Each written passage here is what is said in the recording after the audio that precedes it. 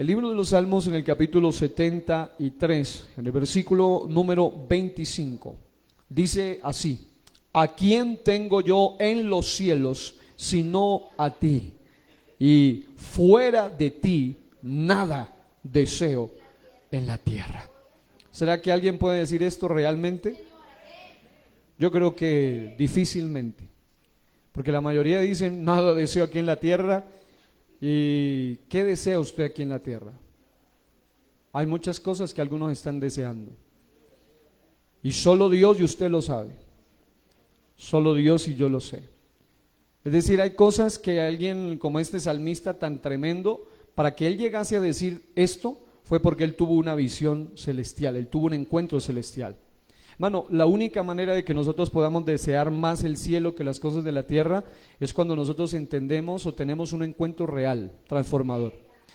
El día que nosotros tengamos un encuentro transformador, realmente, sinceramente hablando, nada de la tierra pasará a ser más relevante. Nada, nada, nada.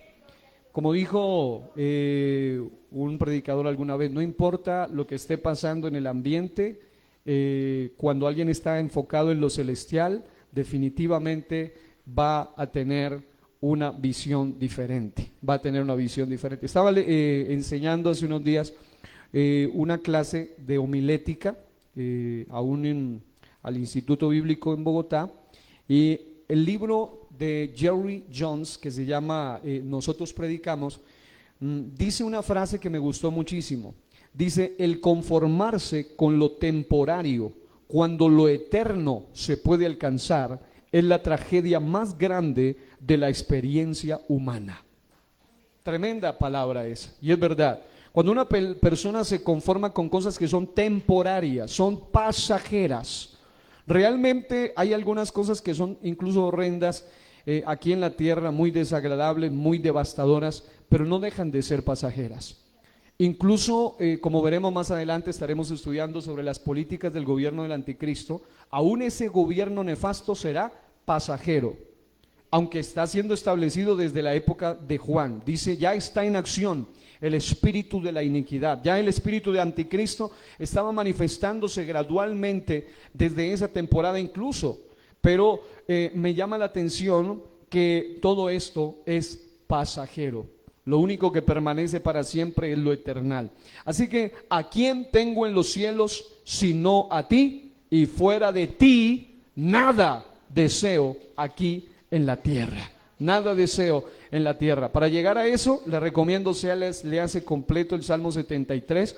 El Salmo 73 dice que el salmista Asaf al principio andaba envidiando a los ricos, envidiando a los que prosperaban, envidiando a los impíos, diciendo porque a ellos les va bien y yo que soy fiel, yo que te sirvo, yo que me he consagrado. Hermano, que los ricos sean ricos, que Dios los bendiga. Lo importante es que usted y yo tengamos una riqueza eterna, una riqueza celestial, una riqueza espiritual.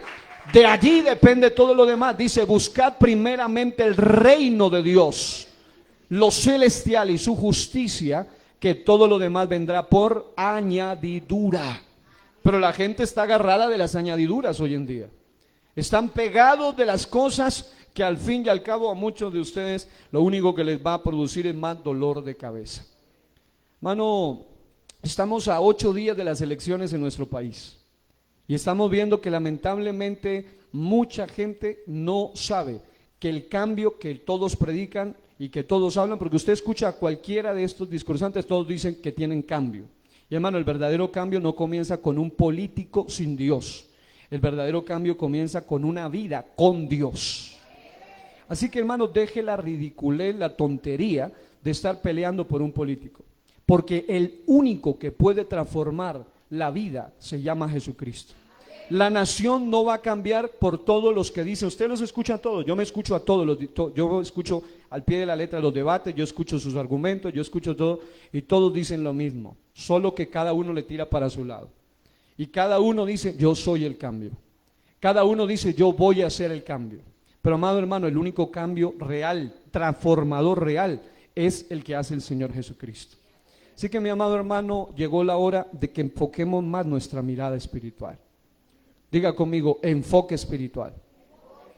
Porque mientras usted y yo cualquiera de nosotros, y no importa si usted es nuevo o es antiguo en el Evangelio, aquí la cuestión no se trata, porque por eso yo les dije, hay gente que dice, fuera de ti nada deseo en la tierra, pero realmente sí hay cosas que usted las anhela con todo su corazón aquí en la tierra, y peor aún cuando esas cosas no son de Dios.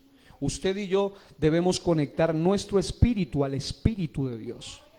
¿Qué es lo que usted y yo deseamos realmente en la tierra? Por ejemplo, la Biblia dice claramente que el fruto de la justicia será la paz. El fruto de la justicia será la paz. Pero ¿qué es lo que muchos están deseando? Paz, pero sin justicia. Y así nunca funciona. En la Biblia dice que el fruto de la justicia será la paz. ¿Y qué es lo que hoy mucha gente desea? Que haya paz, pero sin justicia.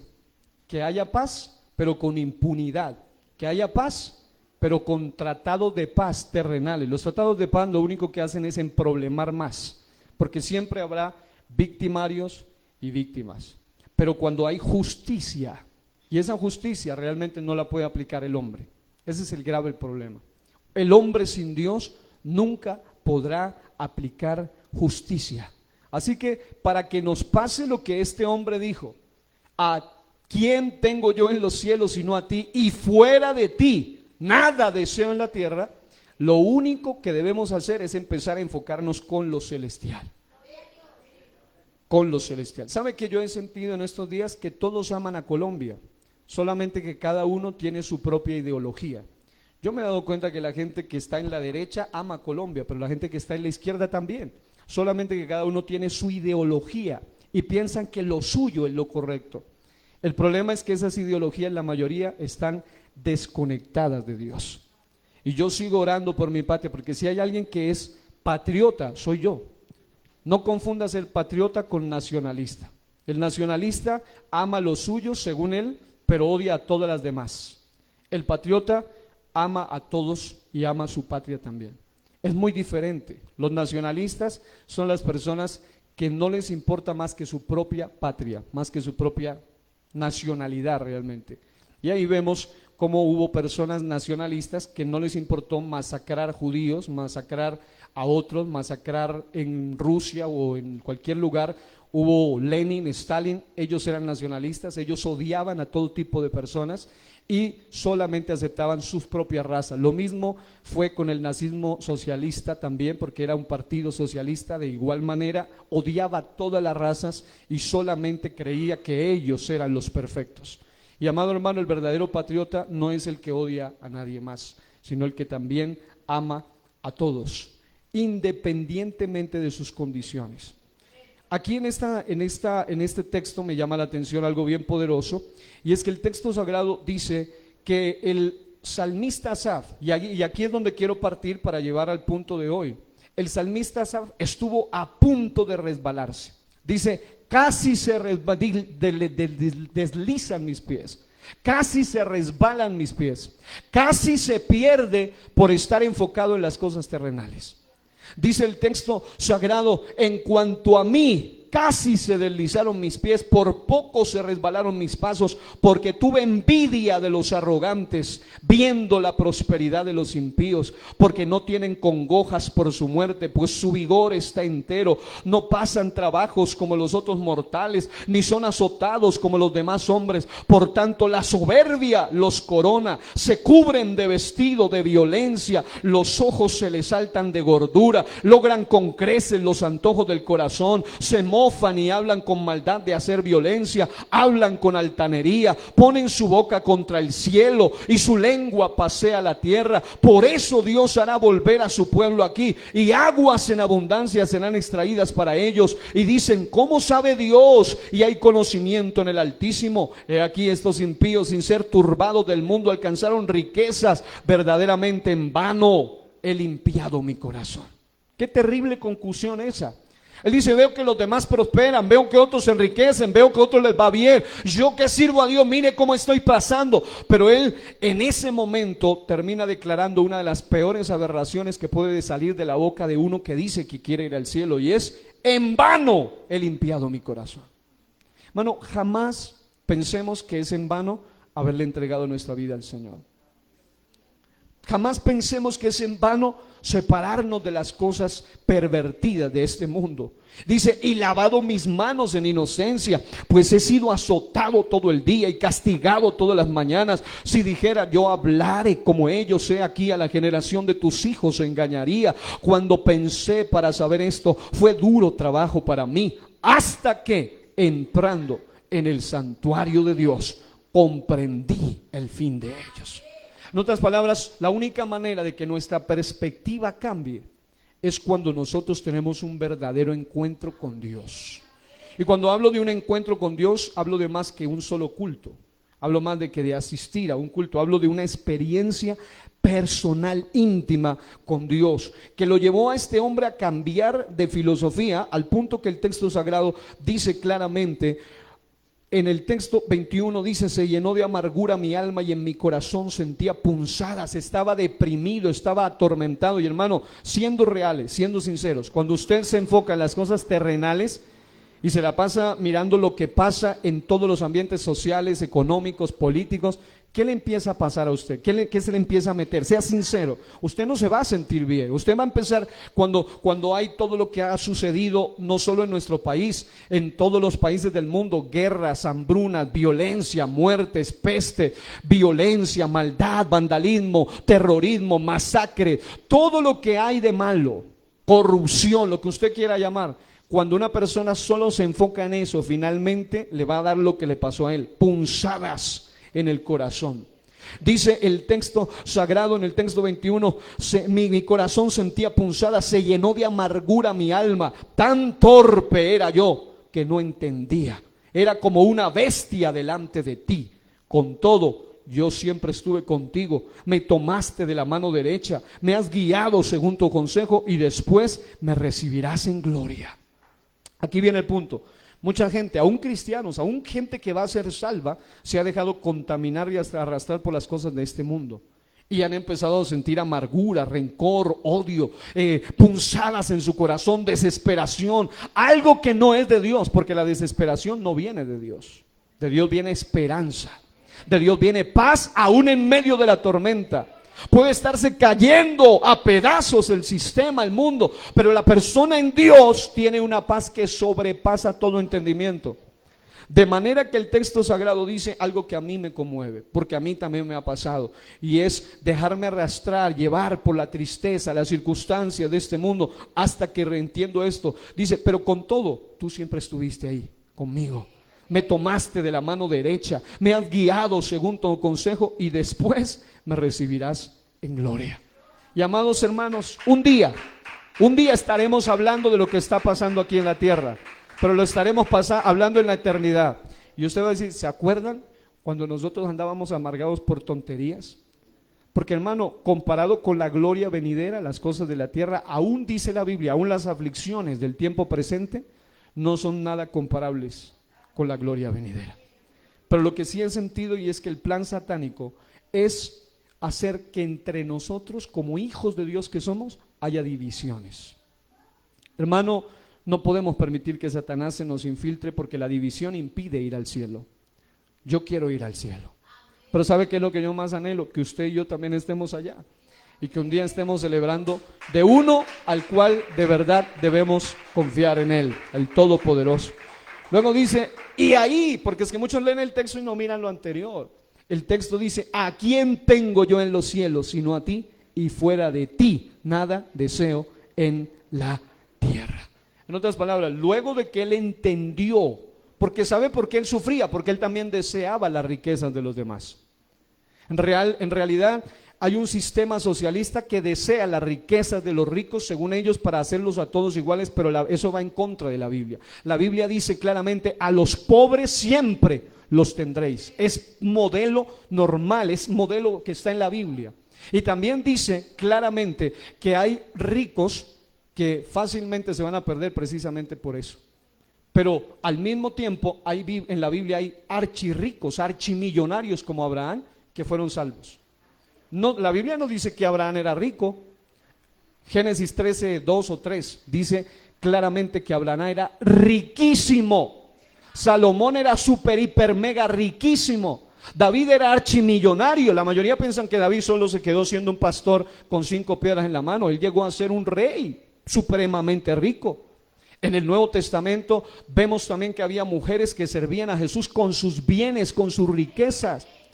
Vemos que vinieron los ricos de Oriente y dieron ofrenda al Mesías, a Jesús, cuando Él nació. Y no le dieron, como ven en las películas, incienso, mirra y oro, hay una ramita de cada cosa, no, sino una cosa bastante suficiente, tanto que le dieron oro para soportar por lo menos 2 años en Egipto, huyendo de la matanza, de la masacre que había para niños en ese territorio. Así que, mis amados hermanos, el modelo bíblico no es tanto soy pobre o soy rico para ser salvo, sino tengo la verdadera riqueza en el cielo para ser salvo.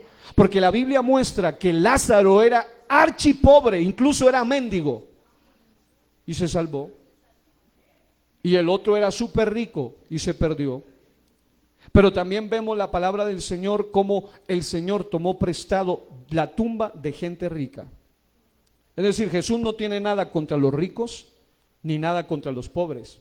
Él nos ama a todos, porque lo verdaderamente importante no es cuánto usted tiene o no tiene, sino lo que tiene aquí adentro. Y eso que tiene aquí adentro es por lo que Él pagó. Él pagó con su propia sangre. Incluso la Biblia dice en Samuel, profeta Samuel, que el Señor da poder para hacer riquezas. Y hay gente que tiene poder para hacer riquezas por el lado bueno, pero hay gente que ese poder que Dios se los dio lo hacen pero por el lado malo.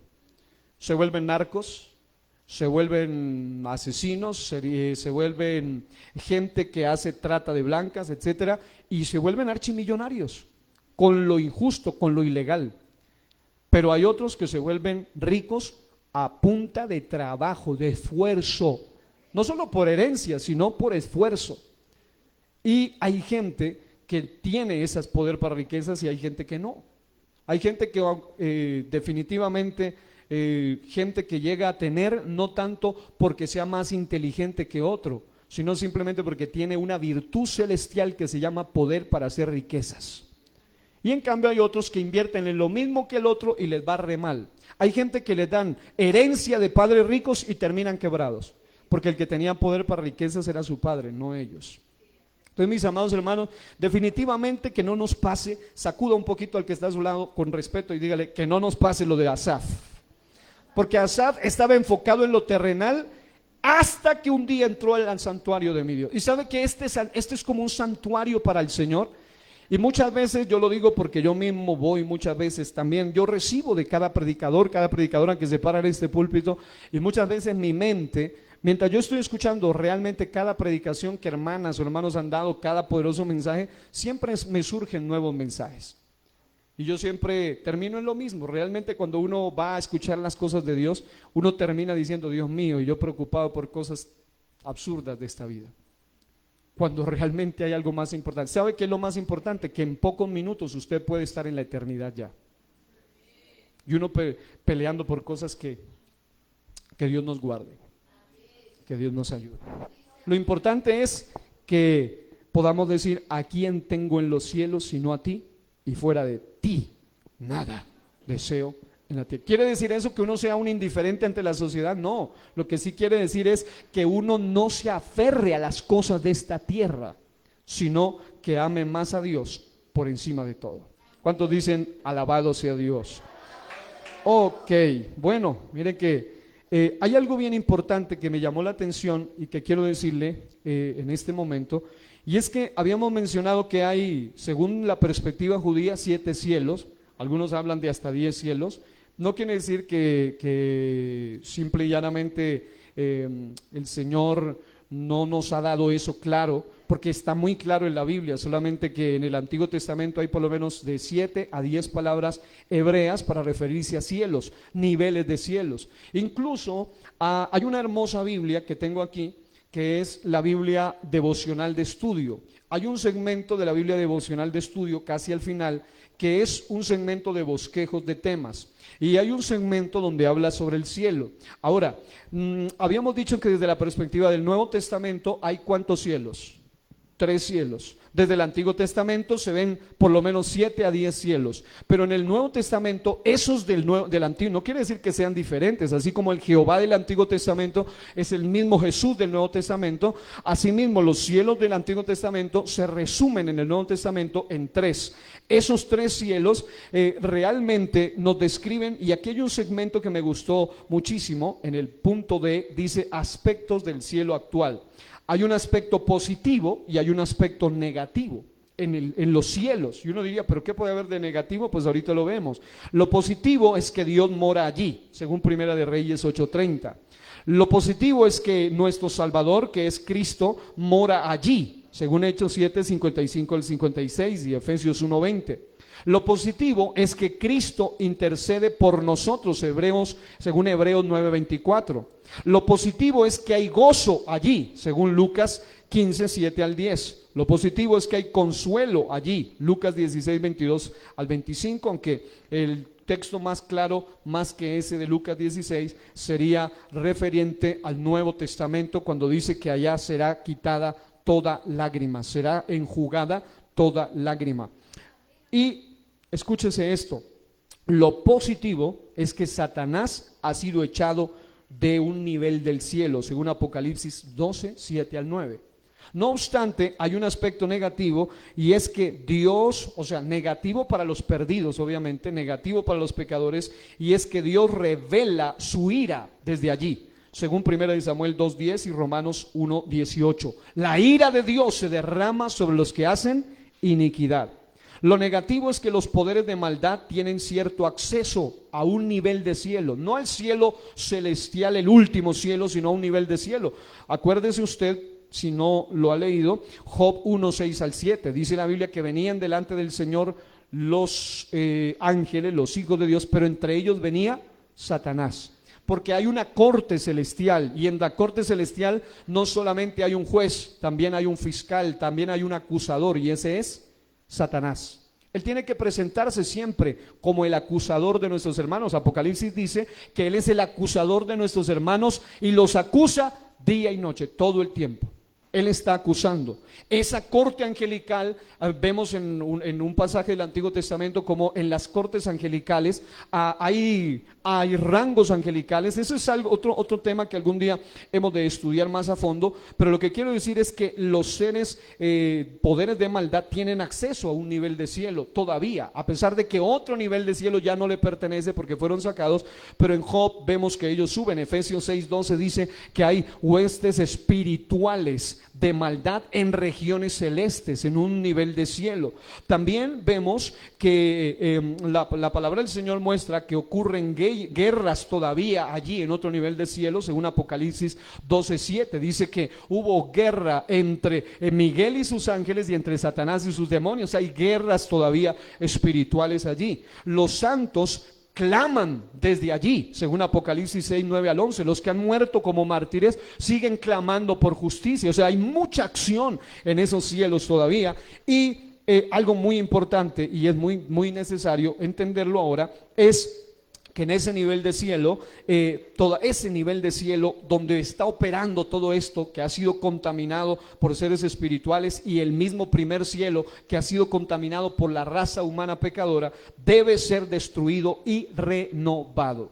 Diga, destruido y renovado.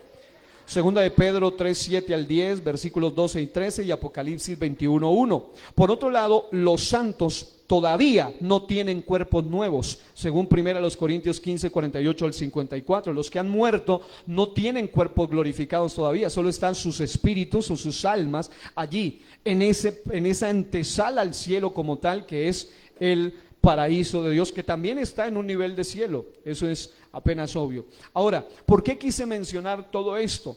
Porque cuando nosotros vamos a la Escritura, o cuando nosotros vamos a la Biblia, vemos algunos detalles muy interesantes, y es que muchos ven a Dios solo como el benevolente del cielo, pero no se dan cuenta que Él está en el cielo no solo para mirar, no solo para cuidar, no solo para proteger, sino también para derramar ira, también para juzgar Porque es que mucha gente quiere ver a Dios como se lo imaginan en las pinturas obviamente heréticas, que un señor con una barba larga, una persona que está, un ser que está como sentado por ahí, un ancianito que está ahí, que es todo como si fuera Papá Noel. No, no, no, no. Dios es un ser todopoderoso y Él no está allí solamente para estar dándole favores a la gente, porque mucha gente está esperando los favores de Dios pero sin cumplir las condiciones de Dios.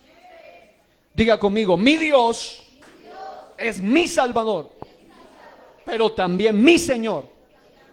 ¿Qué quiere decir eso? Que yo no voy donde Él solamente, Señor, dame, ayúdame, ten misericordia. Tengo que decirle, Señor, aquí estoy, ¿qué hay que hacer? Me sujeto a ti, tú eres el Rey, tú eres el que manda, tú eres el que ordena. Pero la gente quiere a Dios solo como el benevolente y no se dan cuenta que Él es mucho más poderoso de lo que muchas mentes finitas pueden imaginar.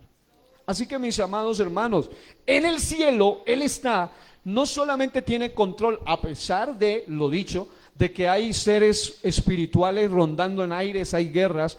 Eso no significa que a Dios se le salió de control el asunto.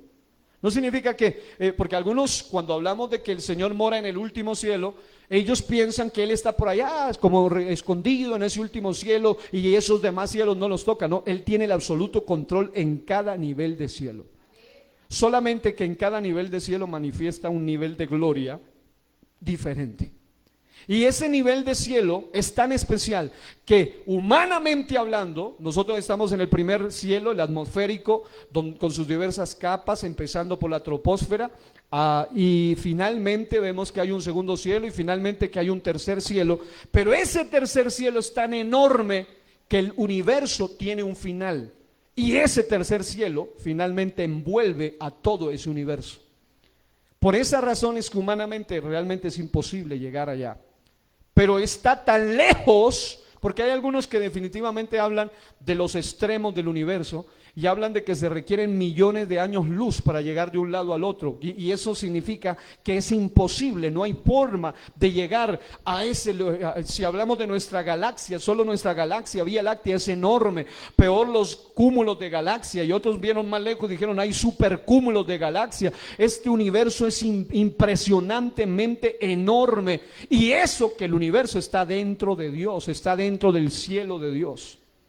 Por esa razón es que humanamente está tan lejos. La Biblia dice que en el Salmo 139 que al segundo cielo el hombre sí puede ir. Por eso dice, si tomare las alas del alba, si me escondiere allá en las alturas. Leas el Salmo 139 y dice que ahí el Señor también está. Porque al hombre se le permite de alguna manera llegar allá, pero nunca el hombre podrá llegar al tercer cielo por su propia cuenta. Por eso es que escúchenme bien lo que voy a decir. No digo los tontos ateos, porque los ateos son demasiadamente inteligentes, la mayoría de ellos son superdotados. Stephen Hopkins tenía un nivel extraordinario y él era ateo. Estoy hablando de que la mayoría de ateos, Carl Sagan, gente de alto nivel, incluso intelectualmente, quedaríamos regados en comparación con muchos de estos. Pero no digo los tontos ateos, yo digo los necios ateos, porque la Biblia dice eso. Necio es alguien que se niega a aceptar una verdad tan evidente. Y los necios ateos, muchos de ellos dicen, pero es que ya he visto lo más recóndito del universo por mis telescopios, ya hemos tenido la oportunidad de enviar satélites que han traspasado varias capas, varias barreras, y no hemos visto a Dios. Como si a Dios se lo mirara con unas fotitos de un aparato raro que han enviado algunos hace cuántos años, cada vez es más obsoleto ya, y tienen que seguir enviando cosas más modernas, y aún así ellos dicen que quieren tomarle una foto a Dios para poder creer en Dios. Pero no se dan cuenta que para llegar a ese nivel de cielo solo se requiere lo que la Biblia dice: al corazón contrito y humillado no despreciarás tú, oh Dios. Y hay gente que tenemos el cielo tan cerca que lo tenemos aquí adentro, lo vivimos diariamente. Pero hay gente que quiere ir al cielo, con años luz es imposible. Salmo 139 dice claramente: si subiera a los cielos, versículo 8, allí estás tú. En otras palabras, el hombre sí tenía, desde la Biblia sí hay evidencia, porque muchos predicadores por años pensaron que el hombre jamás podría llegar ni a la luna, ni a Marte. El hombre podría llegar a donde le plazca y donde Dios se lo permita en el espacio sideral, el segundo cielo, pero jamás llegará al espacio celestial si no se humilla, si no se humilla delante de Dios. Ahora, pruebas rápidas de que Dios tiene control sobre cada nivel de cielo. Por ejemplo, textos que no había leído, Génesis 8:2 dice: y cerraron las fuentes del abismo y las cataratas de los cielos, y la lluvia de los cielos fue detenida. Esto en el contexto del diluvio. Job 38:29 dice: ¿de qué vientre salió el hielo y la escarcha del cielo? ¿Quién la engendró? Esto está hablando del primer cielo, del cielo donde está la troposfera. La estratosfera está más arriba, la mesósfera está más arriba, la termósfera está más arriba, y la exósfera es lo que cubre ya, y luego después seguiría ya el espacio, el cielo sideral. El Señor está demostrando con eso que Él tiene control aún sobre el aspecto hidrológico, climático. Los expertos, por ejemplo, una de las cosas que no han podido explicar los evolucionistas es cómo es posible que en esta primera capa, la troposfera, en nuestra atmósfera más comúnmente conocida para nosotros, aunque la atmósfera comprende varias capas, cómo es posible que haya el nivel exacto de oxígeno, de H2O y de agua, y al mismo tiempo que sea el nivel perfecto para que se forme el oxígeno respirable para el hombre. Dicen que si hubiera un poco más, el hombre se moriría. Si hubiera un poco menos, el hombre se moriría. Y aún así dicen que fue producto de la casualidad. O sea, hasta el oxígeno, la inclinación de la tierra, todo es perfecto. Y aún así dicen que fue después de una gran explosión. Como decía J. Vernon McGee, es tan ridículo como decir que un día, yo diga, hubo una gran explosión en una imprenta, y después de esa gran explosión y después de millones y millones de millones de millones de años luz, se formó un diccionario perfecto con todas sus palabras escritas y sus respectivas definiciones. Es algo tonto, es algo que no tiene sentido, pero aún así muchos piensan así, que somos producto de la casualidad. Y como piensan que son productos de la casualidad, viven una vida sin sentido. Pero los que creemos y sabemos que no somos obra de la casualidad, sino obra del dedo de Dios, tenemos que aprender a saber que si Él nos creó, Él tiene poder para juzgarnos, pero también para salvarnos. ¿Cuántos aplauden el nombre del Señor? Ok. Ahora, otro detalle importantísimo es que el Señor, y esto es lo que a muchos se les olvida, el Señor, según Primera de Reyes 8:30, en ese cielo, en el trono, el santuario, en la morada de Dios, según Primera de Reyes 8:30 dice: oye pues la oración de tu siervo y de tu pueblo Israel. Cuando oren en este lugar, también tú lo oirás en el lugar de tu morada en los cielos. Escucha y perdona. En otras palabras, es posible, incluso científicamente es posible lo que ellos hablan, de que se puede trasladar a millones de distancia de un lado al otro lado del universo. Ellos hablan de agujeros de gusano, ellos hablan de esa forma de poder acortar la distancia, el tiempo, y hacer una cantidad de cosas para pasar de un lado al otro. Pero en la Biblia claramente nos habla cómo es tan poderoso esto, que cuando usted ora en la tierra, se lo está escuchando directamente en el cielo.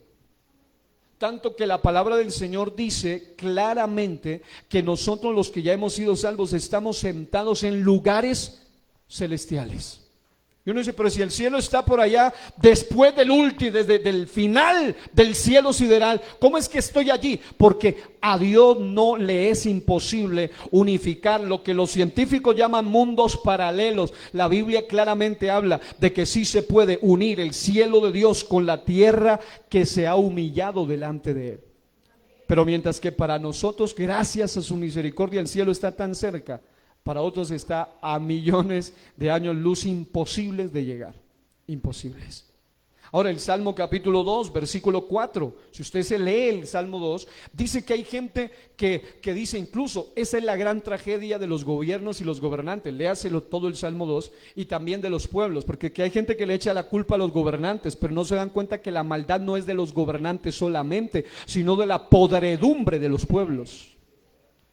Y la podredumbre de los pueblos y la corrupción de los gobernantes da como resultado que la gente quiera desligarse de la autoridad divina. Y el Salmo 2 dice que querían quitarse la autoridad de Dios, como diciendo: no queremos nada que ver con el cielo, queremos hacer lo que queremos aquí en la tierra. Pero el Salmo 2 dice claramente: el que mora en los cielos se reirá, el Señor se burlará de ellos. En otras palabras, Él está diciendo, esta gente está así de mal como está, porque quieren el pueblo y los gobernantes hacer lo que ellos quieren sin tenerme en cuenta a mí. Y el resultado, ya habíamos dicho, de la justicia es la paz, pero no viceversa.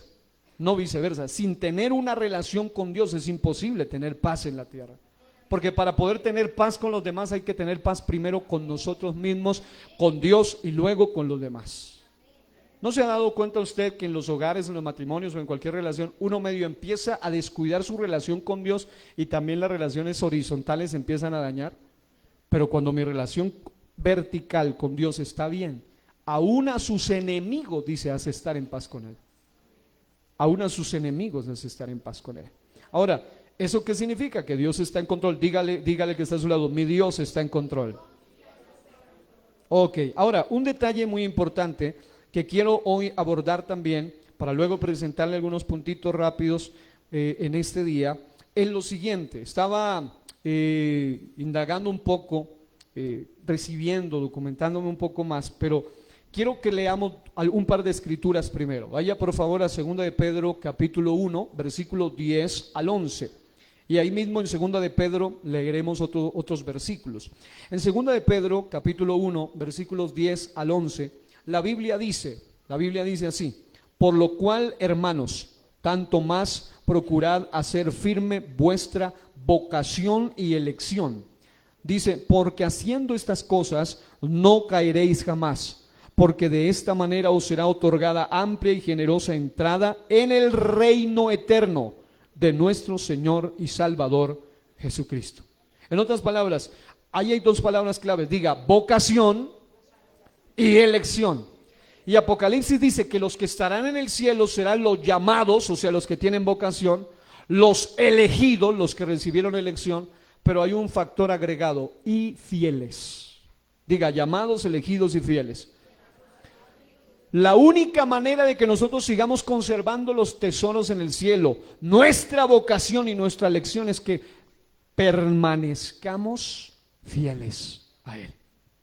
Pero ¿cuántos aquí en esta semana le hemos fallado a Dios? La Biblia dice que Él permanece fiel aunque nosotros somos infieles. No obstante, el Señor nos dice a través de Pedro, procurad hacer firme vuestra vocación y elección, porque haciendo estas cosas no caeréis jamás.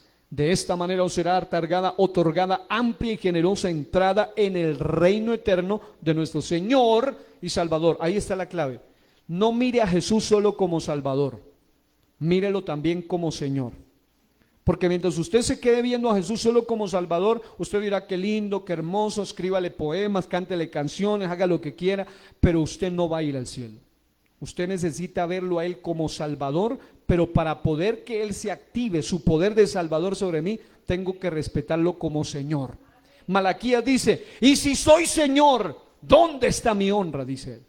Porque es que la gente siempre dice, Señor, Señor, pero no todo entrará al reino de los cielos solo porque diga Señor, sino que hay que respetar su señorío, hay que obedecer sus mandamientos. 2 de Pedro capítulo 3, 11 al 13. Puesto que todas estas cosas han de ser deshechas, ¿cómo no debéis vosotros andar en santa y piadosa manera de vivir, esperando y apresurándoos para la venida del día de Dios, en el cual los cielos encendiéndose serán deshechos y los elementos siendo quemados se fundirán? Acuérdese que hay un nivel de cielo que Satanás todavía lo tiene contaminado. Hay un nivel de cielo donde hay huestes espirituales de maldad. Hay un primer cielo que el hombre lo ha contaminado, no solo atmosféricamente, sino espiritualmente también. Así que esto será deshecho, será destruido, será arrasado. Pero dice, léanlo conmigo eso que sigue, pero nosotros esperamos, según sus promesas, cielos nuevos y tierra nueva, en los cuales mora la justicia. La justicia, no cualquiera. Y el fruto de la justicia es la paz. Solamente habrá paz en el cielo. En la tierra, dice, cuando digan paz y seguridad, vendrá destrucción repentina. Mano, el día que todos los países, yo mismo estudio historia política de muchas naciones, de todos los países, tanto latinoamericanos como europeos, y me llama a mí mucho la atención, sobre todo el epicentro de la Primera y la Segunda Guerra Mundial, lo que pasó en 1914, lo que pasó en 1942, en estas zonas donde se han desatado la Primera y la Segunda Guerra Mundial, y dicho sea de paso, la Tercera Guerra Mundial volverá a ser en ese mismo territorio. Porque esa zona es una zona que según la Biblia hay espíritus de guerra, espíritus de maldad en ese territorio. Y por eso es que ahí se ha levantado siempre la Primera y la Segunda Guerra Mundial, y Apocalipsis muestra que ahí será también la Tercera Guerra Mundial. ¿Y por qué tanta guerra? ¿Por qué tanta violencia? ¿Por qué siempre hay alianzas para tratar de frenar y tratar de que no haya más guerras? Y hay pactos de que no usen armas nucleares, porque hay una regla política internacional que dice que un solo país que use una sola arma nuclear en contra de otro país, después de lo que pasó en Hiroshima y Nagasaki, que ya la usaron por primera vez, después de ahí se dieron cuenta que es tan devastador que tuvieron que llegar a ese tratado. Hasta el día de hoy, después de eso, gracias a Dios, no se ha vuelto a soltar un arma nuclear.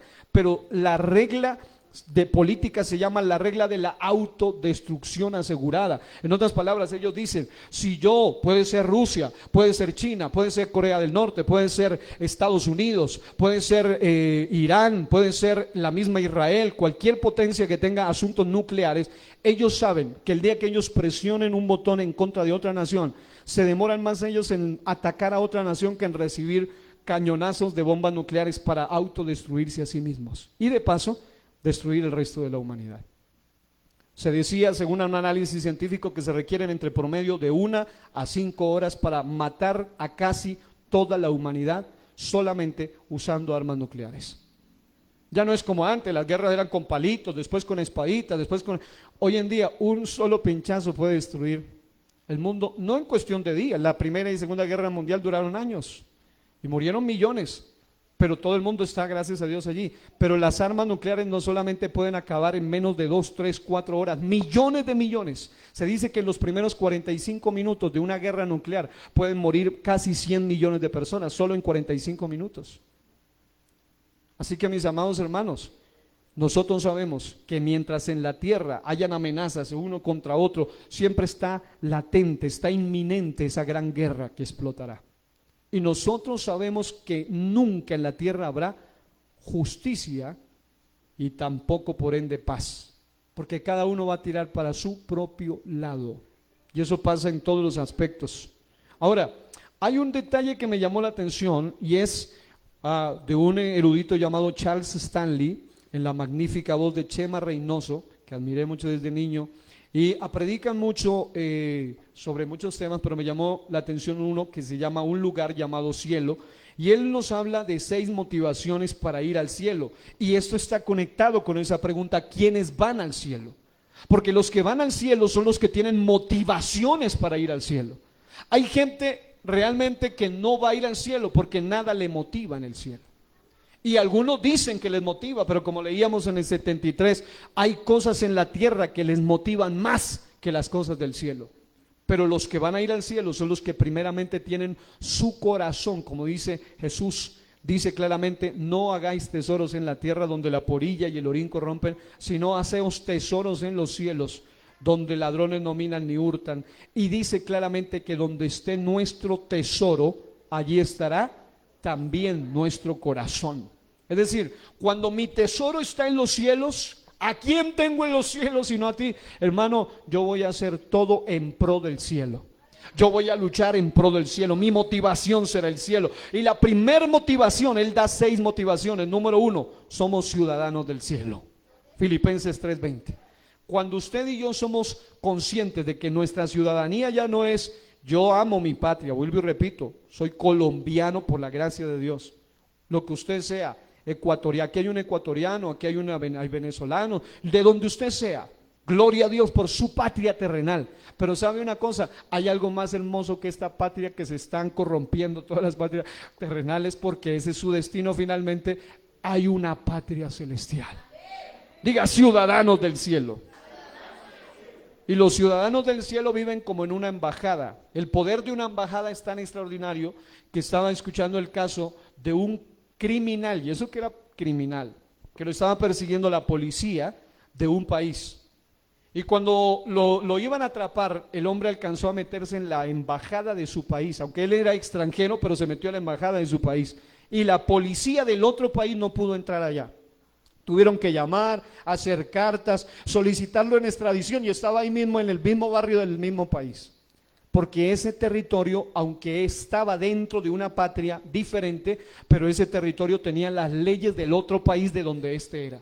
De la misma manera, nosotros los ciudadanos del cielo sabemos que vivimos en el mundo, pero no somos de este mundo.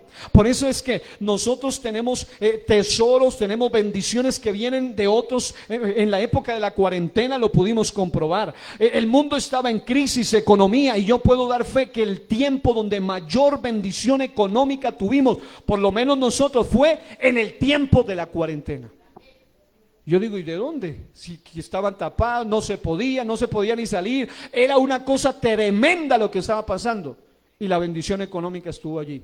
Porque nuestro dinero, nuestra bendición, nuestra provisión, nuestra ayuda no depende de la patria terrenal, sino de una patria celestial. Y llegaba gente que no conozco, llegaba gente que no sé quiénes son, pero decían, hay un aporte, hay una ofrenda, hay una ayuda. ¿Por qué? Porque Dios sabe suplir a los que son suyos. Y aquí entre nosotros debemos aprender a vivir bajo esa patria, hermano. Hasta un criminal, obviamente él tenía que luego salir de allí y llevar a pagar el juicio. Pero el punto es que dentro de una embajada se habla incluso el lenguaje del otro país. Tiene que ser así. Tienen que hablar en el lenguaje del otro país. Hay unas embajadas de países muy lejanos europeos en zonas latinas y en otros lugares donde incluso tienen que hacer festivo cuando en su país original es festivo. Tienen que celebrar las fiestas de su país original. Así traiga pleno lunes de trabajo, ellos están cerrados. No, ¿por qué? Porque su país original ese día no es de trabajo. De esa misma manera, algo así, es que nosotros deberemos aprender a vivir tan conectados con la patria celestial, que lo que pasa en la tierra no nos influya a nosotros, sino que al contrario, no se conviertan tú a ellos, sino que ellos se conviertan a nosotros. Primera motivación. La segunda motivación es: todos los que hemos sido salvos por Cristo tenemos escritos nuestros nombres en el libro de la vida en el cielo. Lucas 10:20, Hebreos 12:22 al 23, Filipenses 4:3, Apocalipsis 21:27. Somos ciudadanos con nombres inscritos en el reino de los cielos. Tercera, nuestros tesoros están en el cielo. Mateo 6:19 al 34 y Lucas 12:32 al 34. Cuarta motivación: el cielo será nuestro hogar eterno y no pasajero. Será nuestra morada eterna. ¿Cuántos dicen amén? Quinto, los que amamos, escuche, no seamos idealistas, utópicos y mentirosos como son en algunos lugares que dicen todos nuestros familiares están en el cielo. Eso es falso. Los que se murieron sin Cristo no están en el cielo. Los que no tuvieron a Jesús como Señor mientras vivían no pueden estar en el cielo por toda la eternidad. La Biblia lo dice claramente. Los que amamos, no importa que haya sido, y es duro, pero no importa que haya sido la abuelita, el papá, el tío, el esposo, el ser que usted más ame, su mamá, quien sea, si no vivió para Jesús en la tierra, él no está en el cielo. Algunos dicen, pero es que yo lo escuché, es que él me habla todos los días. Asegúrese con qué espíritu realmente está hablando. Porque yo me he encontrado en mi experiencia pastoral con gente que yo hablo con mi abuelita y me dijo un secreto y me dijo esto y me dijo lo otro, y cuando uno va a una liberación están endemoniados. ¿Por qué? Porque nosotros sabemos, según la Biblia, que solo los que amamos pero que han muerto en Cristo están allí. Según 1 Tesalonicenses 4, solo los muertos en Cristo resucitarán primero. Y la sexta motivación, y es la más importante: allí estaremos en compañía de Dios, veremos a Cristo nuestro Dios cara a cara por toda la eternidad. Así que ese es el centro más importante del mensaje del cielo. ¿Quiénes van al cielo? Hoy solo puedo decirle dos cositas nada más, porque son 13 que las voy a mencionar en otros mensajes posteriores, pero le voy a decir solo dos. Número 1, diga los nacidos de agua y del Espíritu. Y número 2, diga los que practican la justicia. Juan 3:3 y versículo 5 dice: respondió Jesús y le dijo: de cierto te digo, que el que no naciere de nuevo no puede ver el reino de Dios. Respondió Jesús: de cierto te digo, que el que no naciere de agua y del Espíritu no puede entrar en el reino de Dios.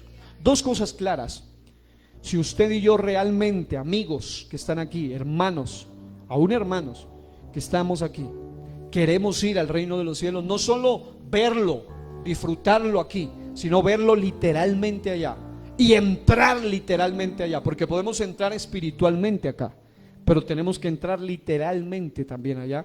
La única manera es habiendo nacido de nuevo. Y alguien dice: ¿cómo nazco de nuevo? La Biblia dice claramente dos palabras claves: de agua y del Espíritu. ¿Y cómo nazco de agua? La Biblia muestra que la palabra de Dios tipifica agua que purifica. Somos engendrados, dice, por la palabra. Pero una vez que la palabra ha tocado, ha calado en nuestro corazón, esa misma palabra nos empuja a un nuevo nacimiento de agua en el único nombre bajo el cielo, según Hechos 4:12, en el cual hay salvación. No podemos entrar al reino de los cielos, como lo hemos estado enseñando en los cursos en estos días, si no estamos bautizados correctamente. Porque el plan satánico ya se ha adelantado para muchos y les ha inventado una cantidad de bautismos raros. Algunos se bautizan hasta por los muertos, como en el mormonismo. Ellos dicen: mi abuelita y mi tatarabuelita se murió y nunca recibió a Cristo, entonces yo me voy a bautizar en nombre de mi tatarabuelita también para que ella se salve. La Biblia dice que solo hay esperanza para el que está entre los vivos. La salvación es muy personal. Yo no me puedo bautizar en nombre de otro. Dice: el que creyere y fuere bautizado. Algo muy personal. Bautícese cada uno de vosotros. No dice otro por mí, es personal. Y para nacer de nuevo hay que ser engendrado por la palabra. ¿Y sabe por qué hay gente que usted les puede decir toda la vida: bautícese, le hace falta, bautícese, y no toman la decisión? Porque todavía la palabra no los ha engendrado, están muertos espiritualmente. Pero cuando la palabra cala hondo, ellos mismos piden. ¿No se ha dado cuenta? No hay que estarlo empujando, como rogándole, casi llorando: vengan, por favor, bautícese. No, ellos mismos dicen: yo necesito. A mí, yo tenía 8 años cuando empecé a pedir el bautismo. Mi padre y el pastor, mi pastor, a quienes amo mucho y respeto, se oponían mucho porque decía: pues que está muy niño, y tenían razón, está muy chiquito, puede ser una emoción de él. Tenía 9 y seguía persistiendo. Tenía 10 hasta que los paré firmemente y le dije: si yo me muero, usted, papá, y usted, pastor, son culpables de que yo me vaya al infierno. Yo quiero ser y necesito ser bautizado. Incluso me hicieron recibir doctrina 3 veces, 9 meses recibiendo doctrina. Yo ya sabía desde antes de recibir doctrina toda la doctrina, pero igual me la hicieron recibir. Yo recibí, calificaban a los primeros, calificaban a los segundos, calificaban a los terceros, hasta que la última vez yo dije: bueno, ¿y a mí cuándo es que me van a bautizar? Ya recibí 9 meses el mismo curso, llené 3 libretas, ¿qué tengo que hacer? Dijeron: pero mi hijo está muy pequeño. Tenía 9 años, 8 años. Hasta que ellos ese día, cuando les hablé así, se miraron, dijeron: no, este muchacho está hablando en serio. Y estaba siendo bautizado no solo en agua, sino que ese día nací también en el Espíritu Santo, porque tuve la experiencia de hablar en nuevas lenguas por primera vez a la edad de 10 años, bajo el poder y la influencia del Espíritu Santo. Así que los que ya nacieron de agua, bautizados, vale la pena que usted, si no ha nacido del Espíritu Santo o ha recibido el bautismo del Espíritu Santo, él todavía está dado. Usted debe buscarlo todos los días, hermano, que eso se le vuelva. Es decir, más que que le pase lo que el salmista dijo: fuera de ti nada deseo aquí en la tierra. Es decir, que si usted algo desea, es que usted no pare hasta que no reciba el Espíritu Santo y hasta que no siga lleno del Espíritu de Dios. Y por último, los que practican la justicia. Mateo 5:19 al 20 dice: de manera que cualquiera que quebrante uno de estos mandamientos muy pequeños y así enseña a los hombres, muy pequeño será llamado en el reino de los cielos. mas cualquiera que los haga y los enseñe, este será llamado grande en el reino de los cielos. Porque os digo que si vuestra justicia no fuere mayor que la de los escribas y fariseos, no entraréis en el reino de los cielos. Amado hermano, qué tremenda esa palabra y tan profunda, que obviamente me quedaría siempre corto para explicar. Y está diciendo que habla de dos religiones de la época: los fariseos, los escribas. Y ni siquiera utiliza los saduceos, porque los saduceos eran muy liberales, eran muy libertinos. Pero está hablando de los más rígidos. Está hablando de los fariseos y de los escribas. Los escribas eran expertos en los textos. Ellos memorizaban la escritura. Ellos sabían lo que la Biblia decía. Ellos pasaban, eran copistas. Ellos pasaban de un texto antiguo a uno nuevo, los textos sagrados de su idioma original. Ellos tenían la Biblia en la mente, pero no la tenían en el corazón. Y por eso no la practicaban. Aunque eran muy rígidos por fuera, se veían muy bien. Y los fariseos eran, como mismo Pablo dijo: yo fui fariseo de fariseos. Eran los más rígidos, dice él, la más rigurosa secta de los judíos eran los fariseos. Y el Señor dice: si vuestra justicia no fuere mayor que la de los fariseos y escribas, ustedes tampoco entrarán al reino de los cielos. ¿Sabe qué es lo triste? Voy a ponerles este ejemplo para concluir.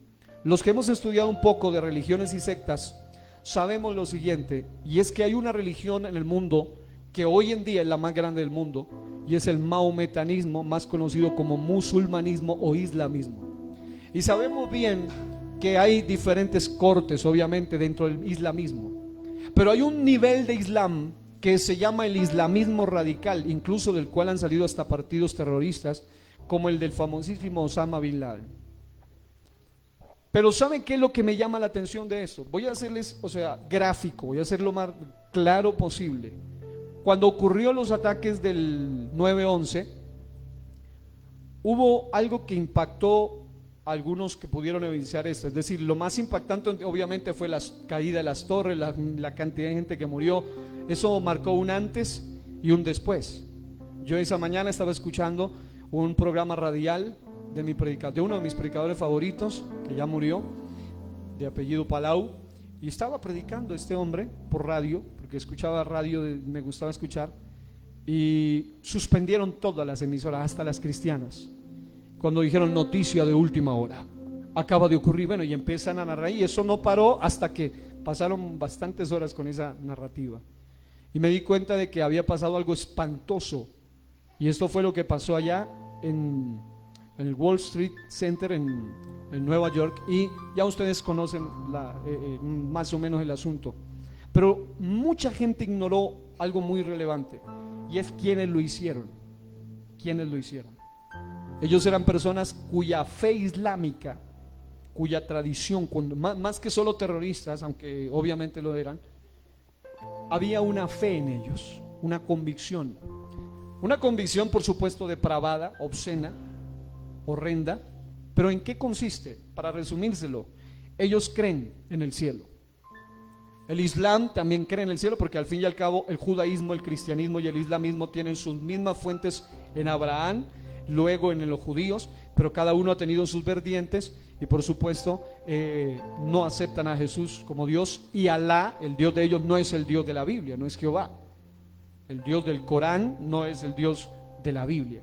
Eso que quede claro. Pero lo que quiero decir es que ellos sí creen en el cielo. Incluso creen que Jesús fue un buen señor, un buen tipo. Para ellos fue una buena persona. No es que hablen mal de Jesús, pero no lejos lo ven como Dios, mucho menos, ni como un gran hombre de Dios.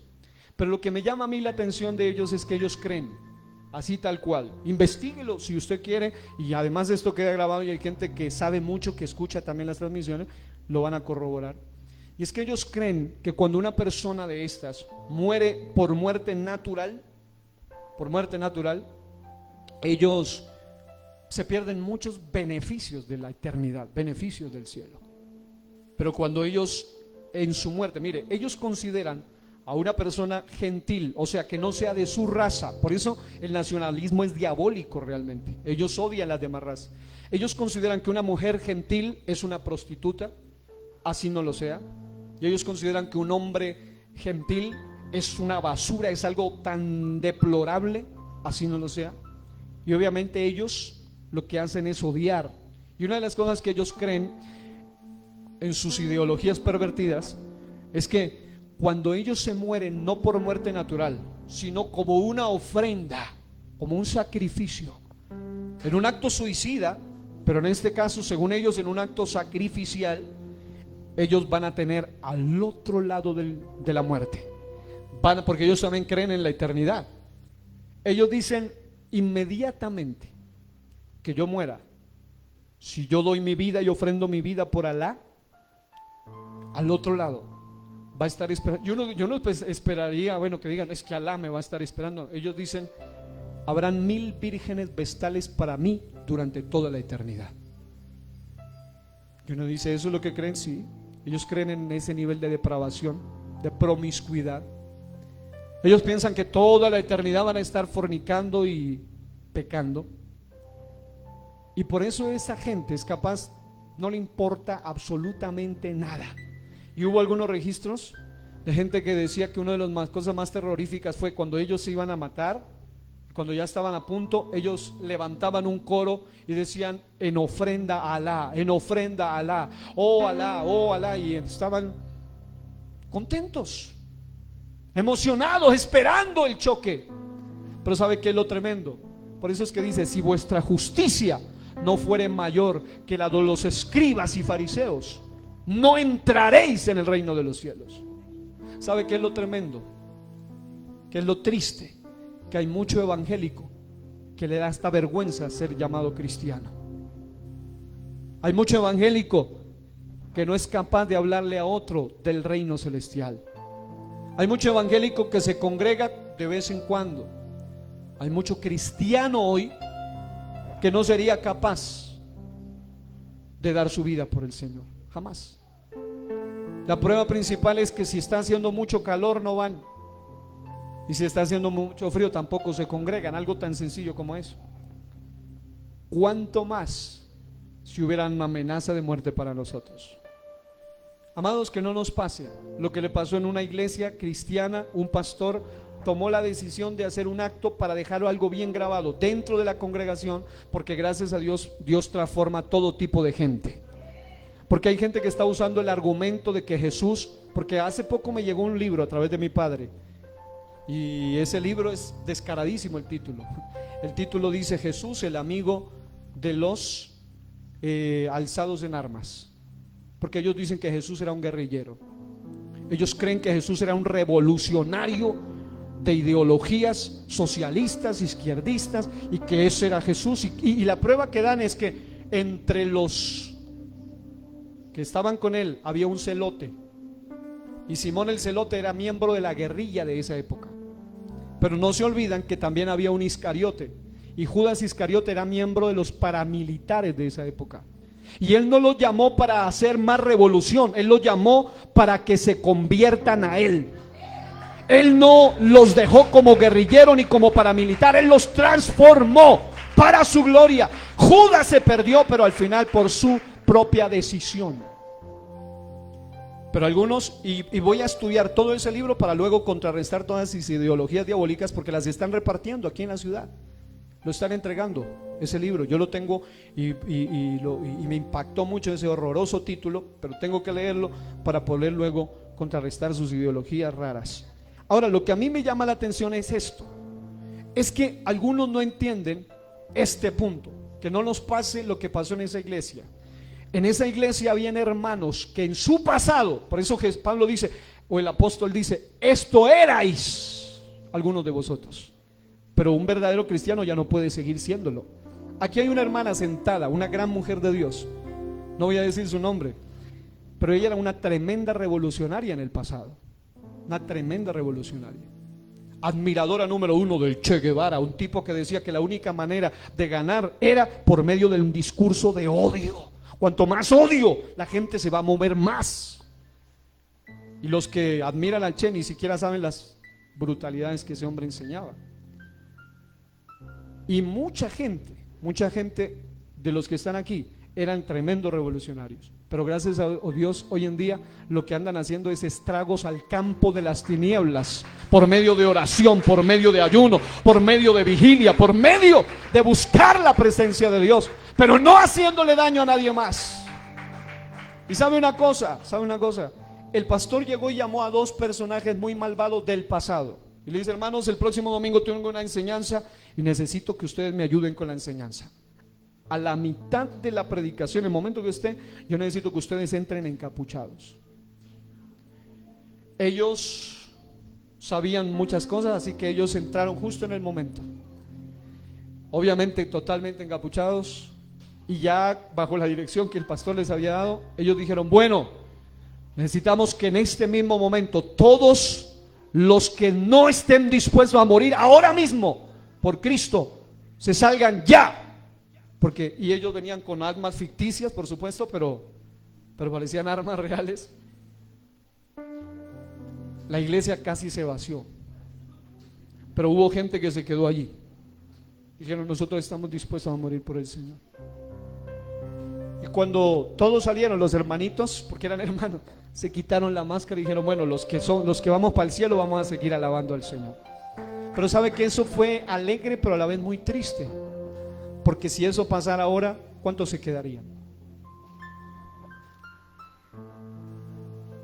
Pero usted le pregunta a un islamista: ¿usted duda? ¿Pero no te da miedo y perderte? Dice: no, es que yo voy para el cielo. Están totalmente torcidos en sus ideas. Pero ahí es donde viene el punto. Si nuestra justicia no fuera mayor que la de los escribas y fariseos, hoy en día de las religiones más radicales es el islamismo. Y es como si dijeran: si nuestra justicia, nuestra convicción, nuestro denuedo, nuestra negación, nuestra entrega no fuera mayor que la de todos ellos, no entraremos al reino de los cielos. Así que vamos a orar. Allí donde está, esta vez vamos a hacer algo diferente. Allí donde está, yo sé que obviamente el doblar nuestras rodillas es fundamental, pero allí donde usted está, incline su rostro un momento y piense en eso. Piense en eso. ¿Qué pasaría si nuestra vida se viera amenazada por causa del reino de los cielos, por causa del evangelio? ¿Será verdad que usted es capaz de entregar hasta su vida por el reino de los cielos si ni siquiera le ha entregado su propia vida al Señor? Porque hay algunos que ni siquiera le han entregado su vida a Jesús. ¿Cómo van a entregar su vida por Jesús? Pero en este día quiero que allí donde están oren conmigo. Señor Dios Todopoderoso, vengo ante tu presencia una vez más y te doy gracias primeramente, Señor, porque tu palabra es clara, contundente, directa. Y uno de los requerimientos fundamentales de la predicación se llama valor, denuedo. Muchas veces, Señor Jesús, la predicación es tan confrontativa, tan directa, que hay mentes que pueden sentirse aludidas, ofendidas, y hay corazones que también se pueden sentir así.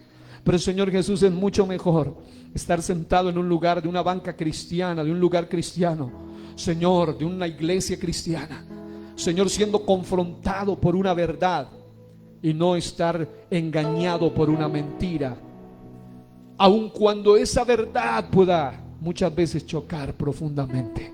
Hoy te pido, Señor, por cada uno de los que estamos aquí, bajamos nuestro rostro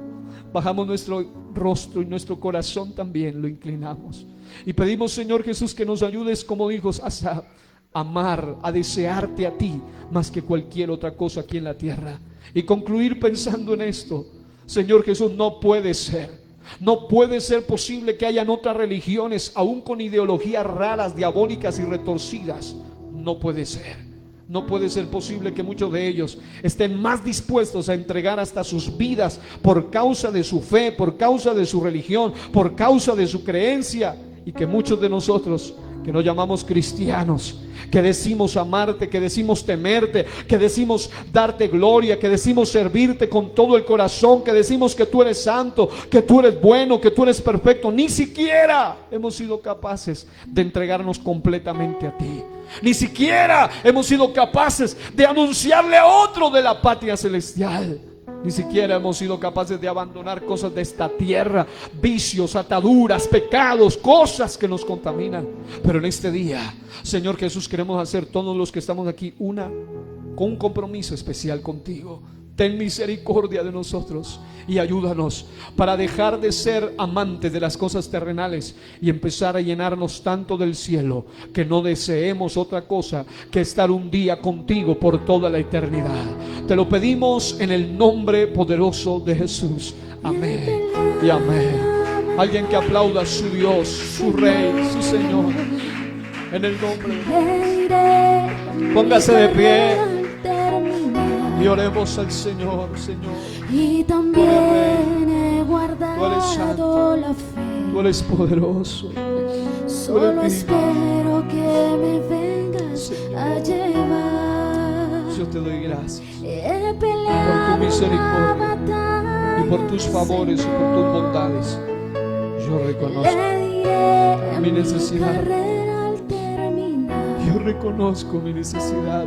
Y también he Yo reconozco mi guardado necesidad de la tu fe. presencia. Yo Solo reconozco espero que me que sin ti no soy vengas nada. a llevar. Quiero que tú vuelvas por Al mí, Señor, pero yo para eso le quiero estarte esperando. quiero servir, Sí, Señor, al Señor yo le quiero servir, porque sé que Él me puede ayudar porque sé que Él me puede ayudar. y promete Sí, llevarme a vivir Oh, digno de gloria, Señor. donde siempre le pueda Oh, Rama Isa, mirar. Yamasere, que yerreme, Al sendereme. Señor yo Ramaseta, le quiero Yababese, servir, Masandereme, Saika. porque sé que me puede ayudar y promete llevarme Santo es el a nombre de vivir Jesús. Y santo. donde siempre le pueda Gracias. mirar.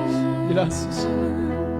He peleado Ayúdame la a estar batalla, Señor. A amarte, a seguirte y a servirte Le diré con todo mi el corazón, carrera al terminar. con todo el corazón, Y toda la también he guardado toda el alma, la fe. con todas las fuerzas de mi corazón, Solo espero con que todo lo que me queda de me vida, Señor. Yo quiero servir.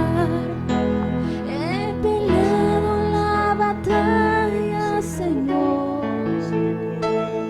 Le diré mi carrera al terminar. Y también he guardado la Ayúdanos a fe. persistir. Solo espero que me vengas a llevar. He peleado la batalla, Señor. Queremos persistir, Le diré mi Queremos carrera al perseverar. terminar. ir hasta el final. Y también he guardado la fe. Solo espero que me La sangre de vengas Cristo a tiene poder. llevar. La sangre de Cristo. Qué bueno que cuando Él vuelva nos haya haciendo así.